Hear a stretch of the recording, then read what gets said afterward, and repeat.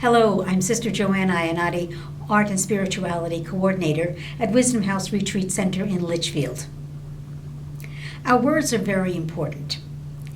Words that we say often roll off our lips because we say them so often, but sometimes we have to take stock and say, do we really mean what we say?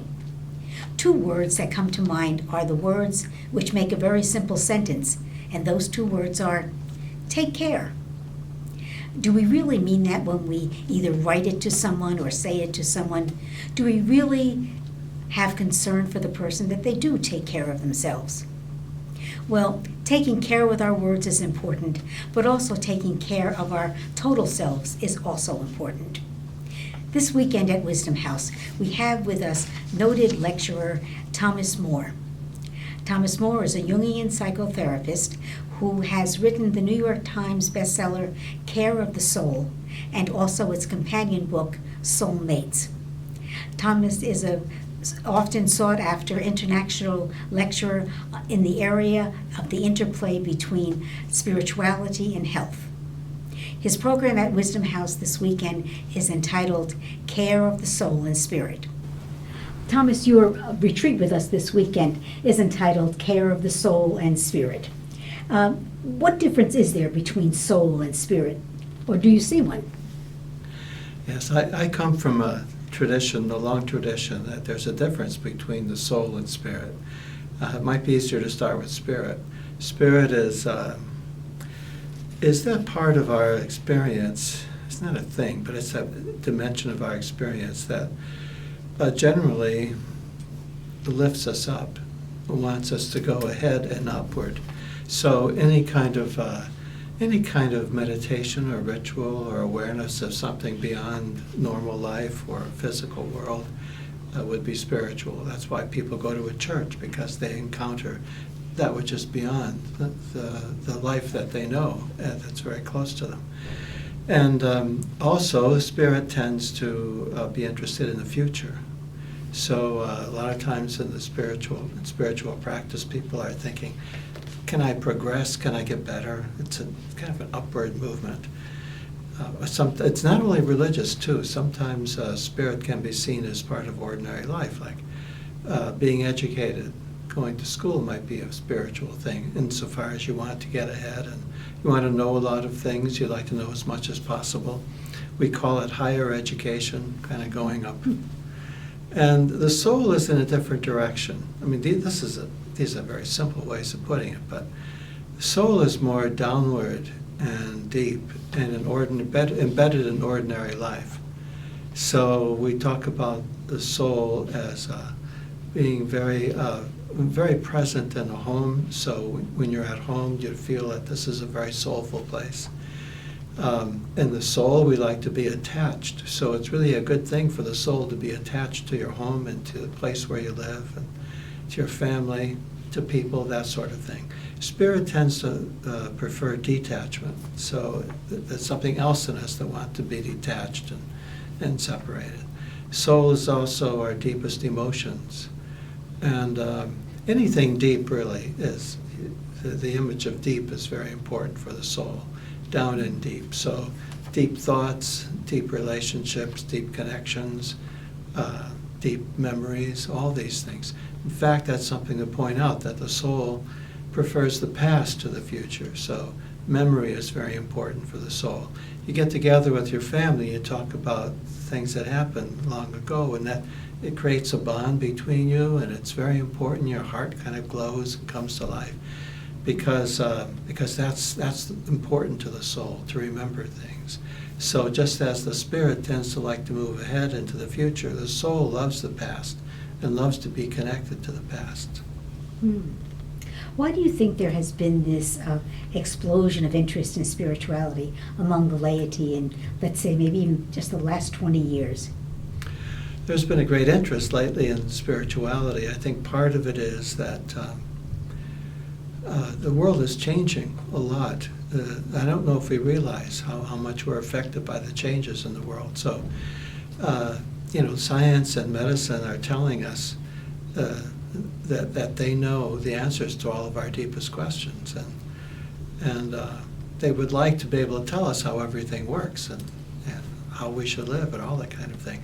In a way, science and all the sciences and technology move us into a more material way of life. I mean, it's a wonderful life, and when I say that, I'm not saying there's anything wrong with that at all.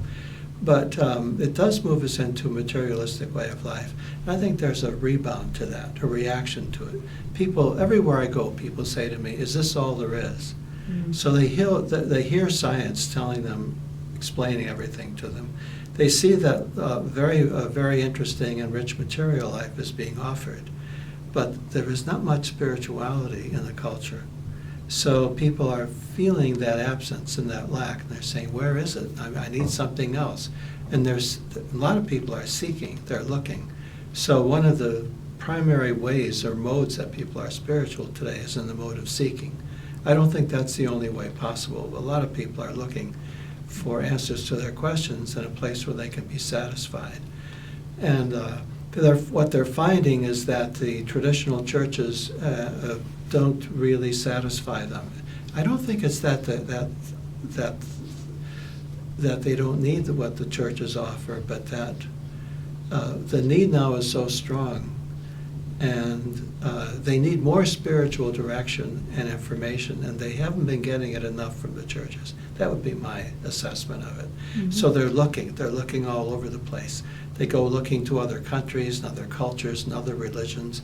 They look everywhere for it. And that gives the impression then that there is this spiritual surge going on today. What advice would you give someone? I know you can give a lot of pieces of advice, but what might be one that you might pull out that you would give to someone who is sincere about growing and maturing in the spiritual life? The first thing that I would recommend to people looking for a richer spiritual life is to become more intelligent about their spirituality, because what I find lacking in most places is understanding. People get taken up by a person, a leader of some kind, or some new language and new ideas, and they don't go very far with it. It's as though they get swept away by the surfaces. And I think that I learned this when I lived in a monastery, the importance of study. It's very important to study your spiritual sources and to think carefully about them, and to be slow in deciding what to do. I guess when I say that, the first thought that comes to my mind is Thomas Merton, a wonderful model for us, I think, from many years ago. He died in 1968, but he wrote about his struggles to try to find a spiritual life. And he was not satisfied until he found something that was just right. He really studied carefully. And I think he's a good model for that he was very intelligent, both in his search for spirituality, but then in his practice of spirituality. And I wish that people today could study more and think things through more, and be careful. Be careful the sources that they choose, and to make it a constant effort to go deeper in what they're doing. Who are some spiritual guides that you go to in terms of your own searching? I've had many guides in my life that really helped me a lot. Some were people I didn't know. I think the person who really woke me up was Teilhard de Chardin, a Jesuit priest who was quite radical for his time. Now when you read him, you think he's just a very pious. Mm-hmm. He's nothing radical about him, but maybe not much anyway. But at the time, he seemed quite radical, I guess. And to me, he really opened up a spiritual life. What he did for me was show me that you can be, or maybe should be, spiritual in the world. That you see that the world itself, life itself, and the world around us is the source of our spirituality. You don't look beyond it. You do find divinity. You do find God within the world, but you don't go looking outside. You don't go into a dream world outside yourself. Chardin thought it was very important to see that as we live our physical lives and live in this world, as we perfect this world, we are creating a spirituality. That really meant everything to me, to read that and to be affected by it.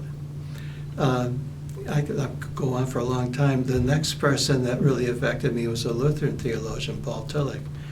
And what Tillich did for me was to show me that very similar to Chardin, that spirituality is rooted in life. He said that what we're pursuing is our ultimate concern. What really matters most to us, that's what we're looking for, trying to find that ultimate.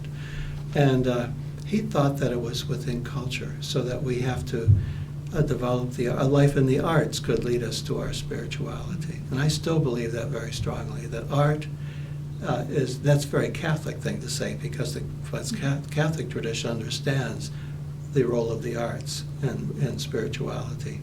And a lot of people have forgotten it. So I think that's very important, to be able to find your way to the spiritual life through the arts as well. Thank you, Thomas. Thank you so much for all of this. Oh, you're welcome. Well, as Thomas said, it's the quest of the spirit that lifts us up and brings us into the future, and the quest of the soul causes us to go deep down and get in touch with our roots. Both movements are important. Both movements really add to the care of our total person. Thank you for being with us again, and we invite you, as always, to come to Wisdom House if you are interested in the areas of spirituality, education, and the arts. Go to our website, www.wisdomhouse.org, or go to our blog at wisdomstable.org.